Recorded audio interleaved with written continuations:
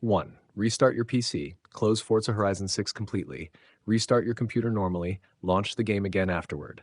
2. Verify game files, open Steam or Xbox app, go to Forza Horizon 6 Properties, Clan Manage, click Verify and repair game files.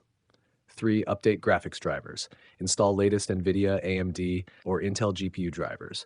Use Clean Installation option if available. Restart your PC after updating. 4. Disable overclocking. Reset CPU and GPU overclock settings to default. Disable XMP Expo temporarily if unstable. Relaunch the game afterward. 5. Close background apps. Disable Discord overlay and Xbox Game Bar. Close MSI Afterburner, OBS, and RGB software. Stop unnecessary startup applications. 6. Repair Xbox app and gaming services. Open settings, apps, installed apps. Repair Xbox app from advanced options. Also repair gaming services. Notch number 7. Install latest Windows updates. Open settings, Windows update. Install all pending updates. Restart your PC after installation. Honor 8. Delete corrupted cache files. Press Windows R, type %local app data %, and press Enter.